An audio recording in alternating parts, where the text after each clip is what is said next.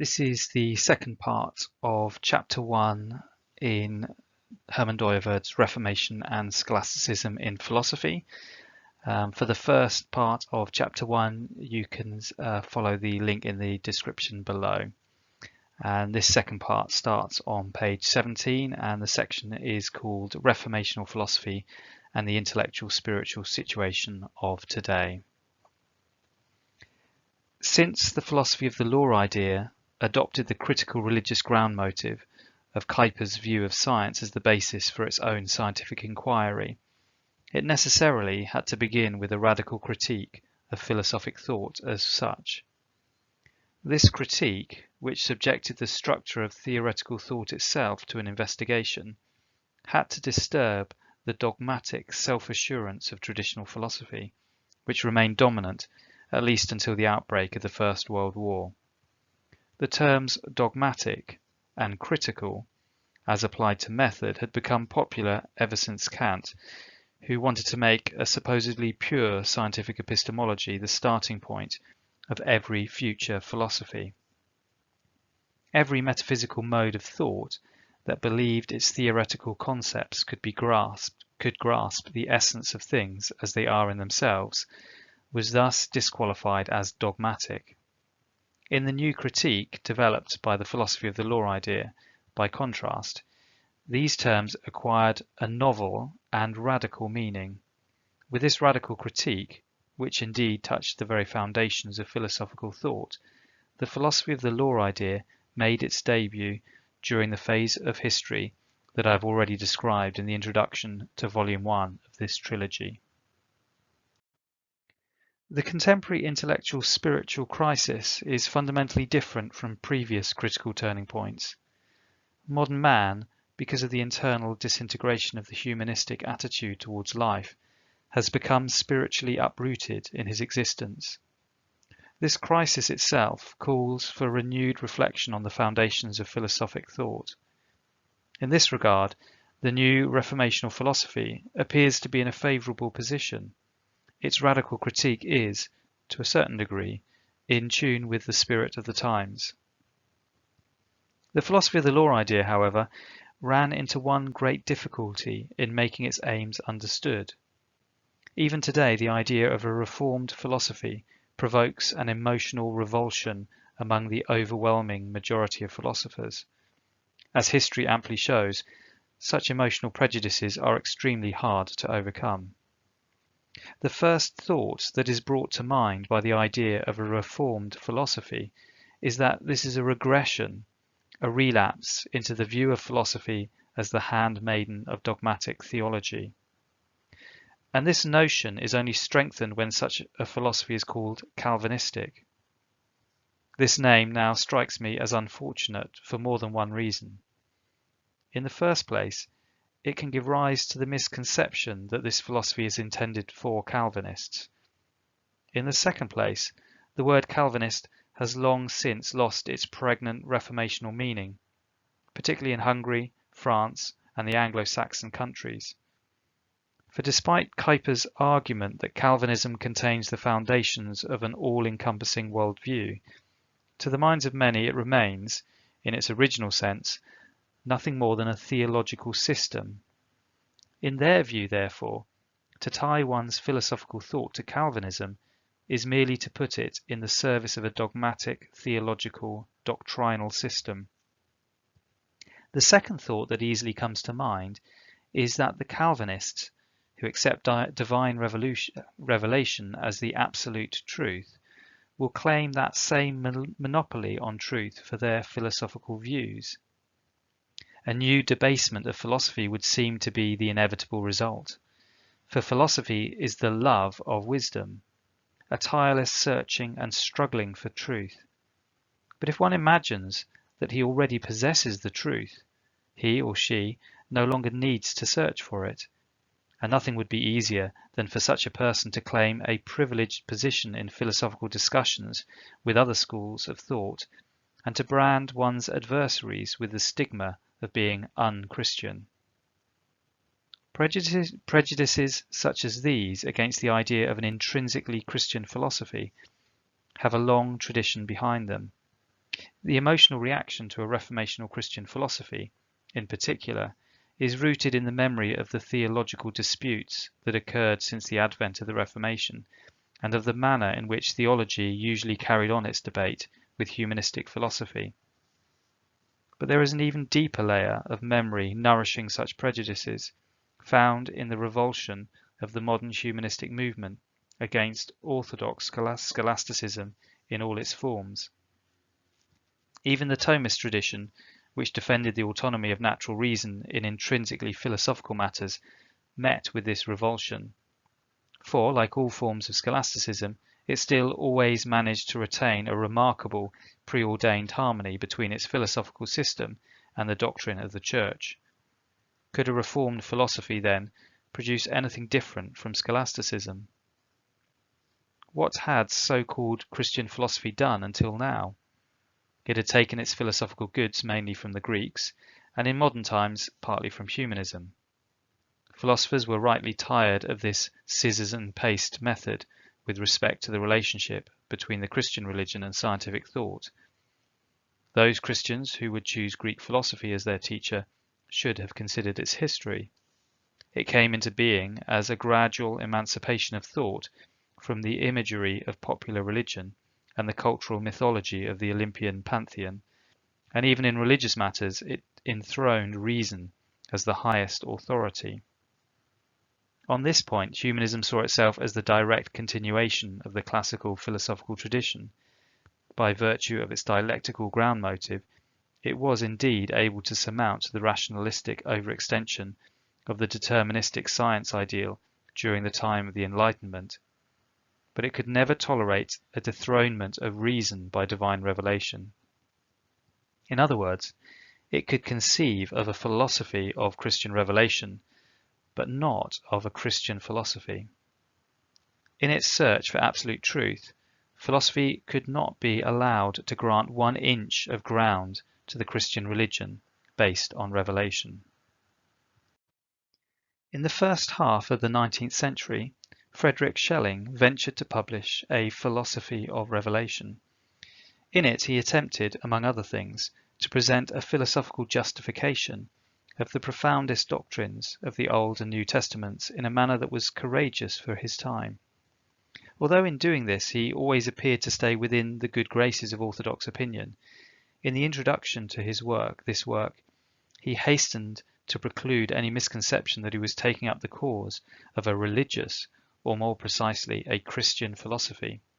He wrote as follows: "Positive philosophy, i.e. Schelling's philosophy of revelation, also would have to reject the title of a religious philosophy because it is only through it that the true concepts and content of religion may be found.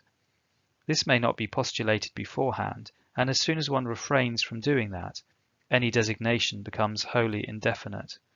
For although there are no different moralities, there are indeed different religions.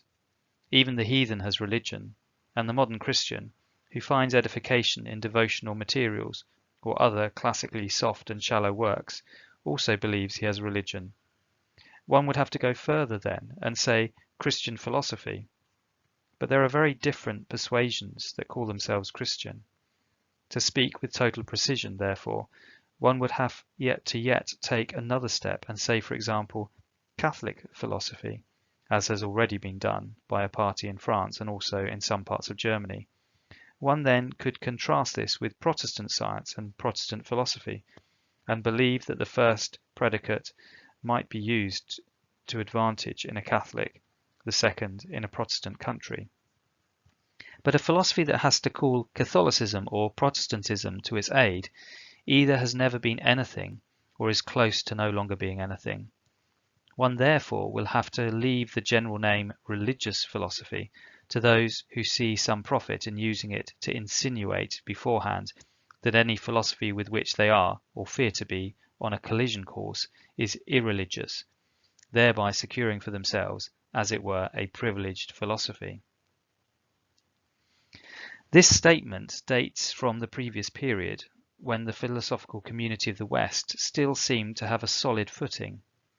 Faith in the autonomy of reason, in the humanistic sense, still carried the day with hardly any opposition. Since then, the spiritual crisis of Western civilization has resulted in a process of decline that gradually undermined the faith in reason. One should not assume, however, that this also caused the emotional reaction against the idea of a Christian philosophy to disappear.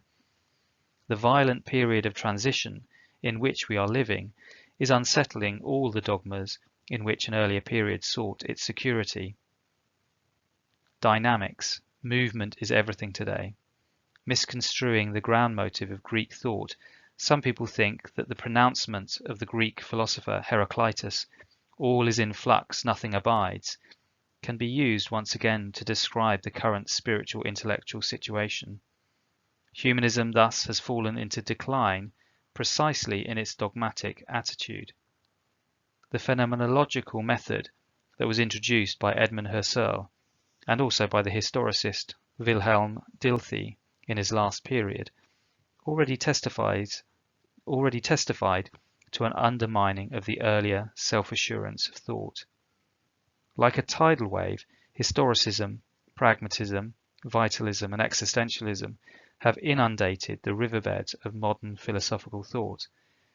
They are all characterized by an irrationalistic, anti-systematic spirit that regards every system as suspect from the start. To ground philosophical thought in an eternal truth, whether this be the divine word revelation or a realm of rational ideas or values, has become out of step with the times, in the full sense of the word. Even when some eternal truth is still recognized in the Christian religion, a line of death is drawn between eternity and time, following Søren Kierkegaard, the Danish founder of existential philosophy. Philosophical thought, which is subject to the anathema that falls on temporal existence, then is separated by a radical gulf from the Christian religion. And to assume that there is any continuity between time and eternity is regarded as a relapse into the Catholic synthesis standpoint regarding nature and grace.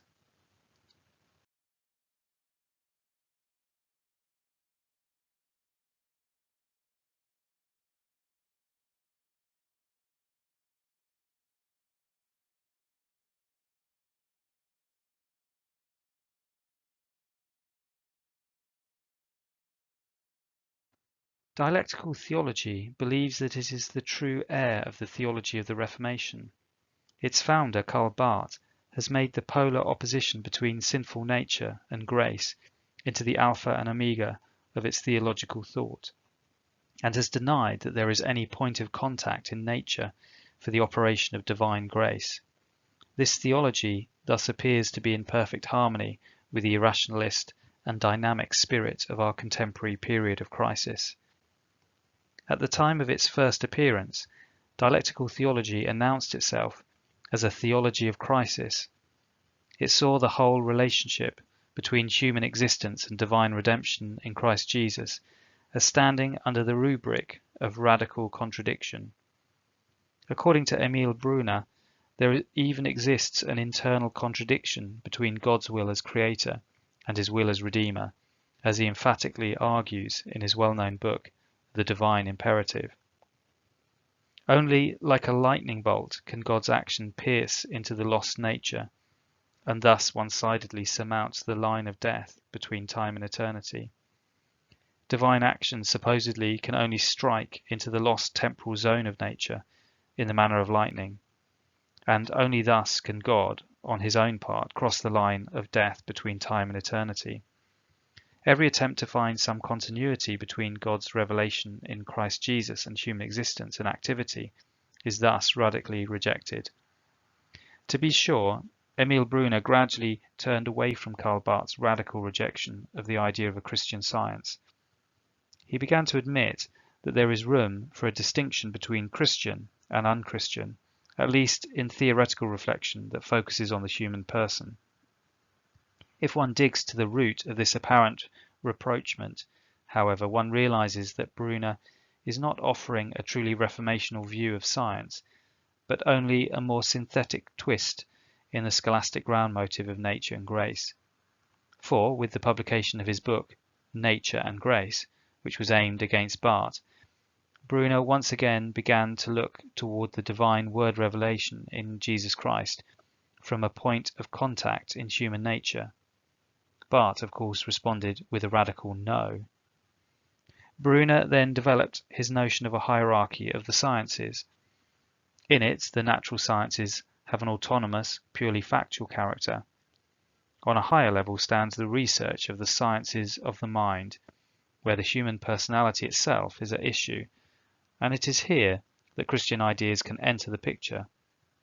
All this, however, is intrinsically scholastic and not reformational, for it is determined by Brunner's conception of the autonomy of the natural orders over against the divine word revelation in Christ Jesus, and by his dialectical conception of God's will as creator, in contrast to his will as redeemer.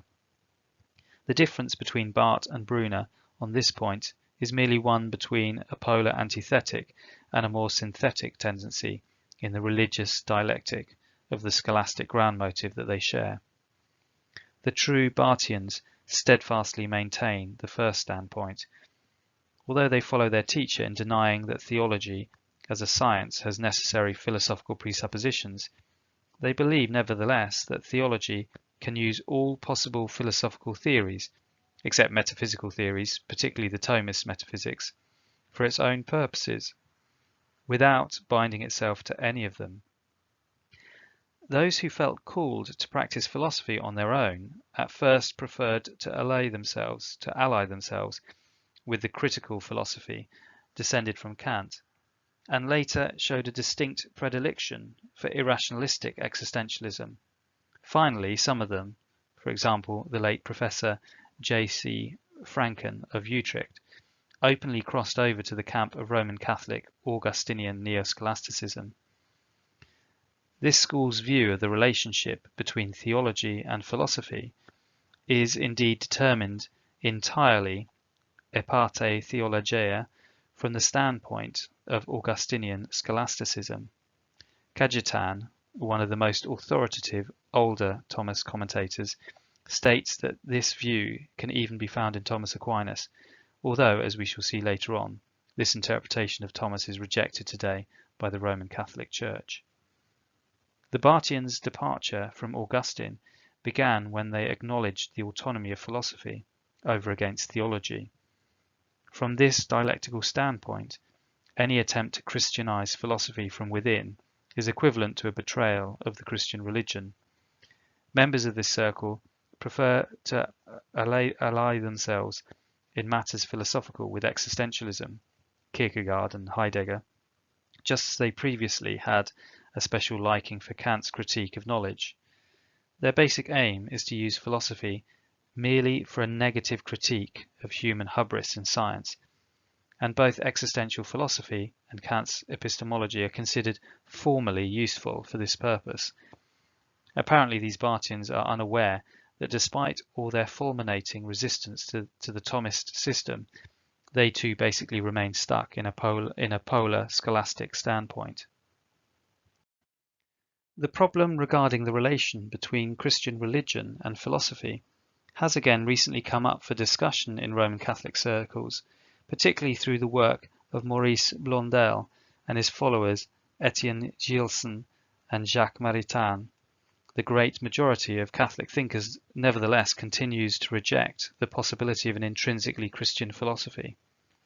At least, the dominant Thomistic neo-scholasticism, which regards nature as an autonomous stepping stone for grace, offers no point of contact for the idea of a Christian philosophy in the real sense of the word. In general, the autonomy of the natural reason in the field of philosophy remains a dogma that scholars wish to hold fast, and that also fits best with the Church's views on the relation between nature and grace. At least initially, Catholic scholars thought that the philosophy of the law idea too was based on the scholastic ground motive. They thus regarded its denial of the autonomy of the natural reason and its demand that philosophic thought be fundamentally reformed through the divine word revelation as a voluntaristic fideism where nature is swallowed up by grace. Ferdinand Sassin's view.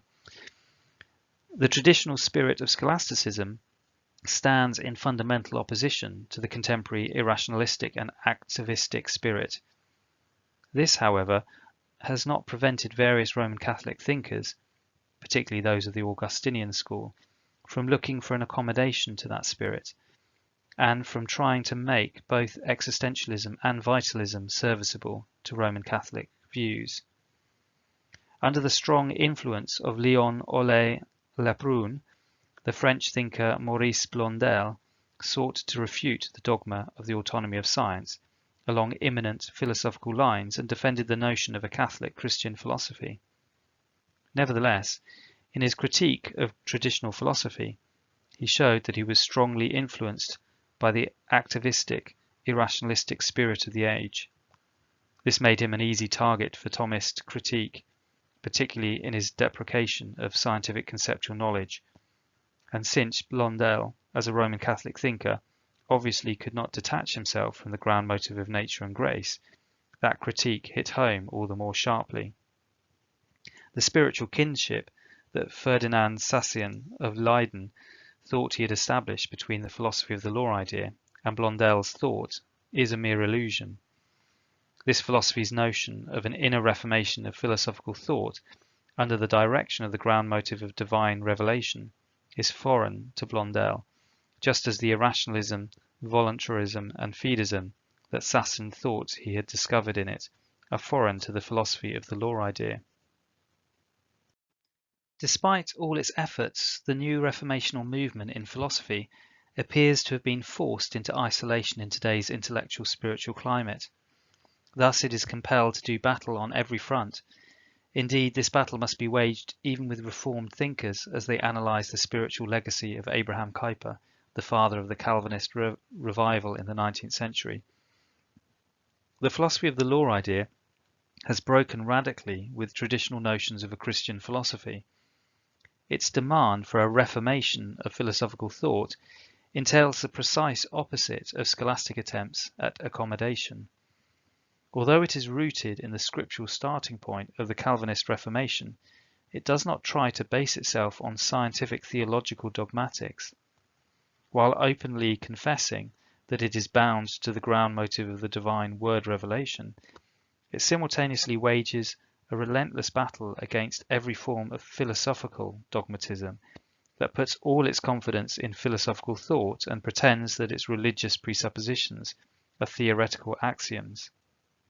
In this regard, the philosophy of the law idea is the critical exponent of the anti-dogmatic spirit of our age.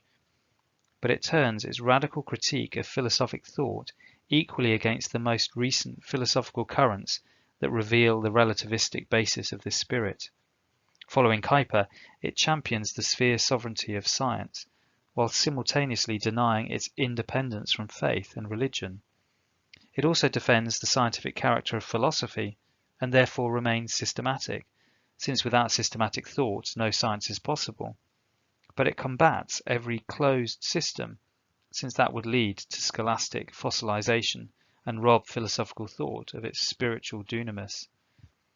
It unmasks the philosophical dogmatism that is present in the so-called anti-dogmatic stance of contemporary philosophy, insofar as the latter clings to the immanent standpoint. By virtue of its reformational ground motive, it has begun in its philosophical system a principled battle against the scholastic tradition, even where this comes to expression in Reformed thought. Nevertheless, it recognizes the scientific value of classic scholasticism, found in its often profound philosophical insights. In the same manner, it also wishes to do full justice to ancient Greek and modern humanistic philosophy. It steadfastly opposes, however, every attempt at synthesis between the Christian ground motive and the ground motives of unscriptural philosophy. The philosophy of the law idea also maintains the historical continuity of philosophical thought, but with the express proviso that there is radical discontinuity in the religious ground motives and in the basic philosophical ideas dominated by them. It nourishes itself upon the whole tradition of philosophical thought and thus fully recognizes its own historical conditioning, but in its basic conception, it nevertheless sets itself against that philosophical tradition. In its philosophical view of temporal reality, it is fully dynamic, since it looks for the firm ground of this reality beyond time and does not ascribe self-contained existence to the creaturely realm. Rather, it sees the entire temporal cosmos involved in a process of disclosure, which expresses the restless, origin-directed tendency towards the consummation of all things. In all this movement, however, the philosophy of the law idea simultaneously recognizes the presence of constant creational structures. It rejects rationalism and intellectualism, but stands equally opposed to irrationalism and voluntarism. On first consideration, the position of the philosophy of the law idea might appear to be paradoxical on many of these points. Measured by traditional yardsticks, it is out of step and elusive. In order to bring its true meaning to light, I will first have to clear up a series of misconceptions that tradition has attached to the idea of a Christian philosophy.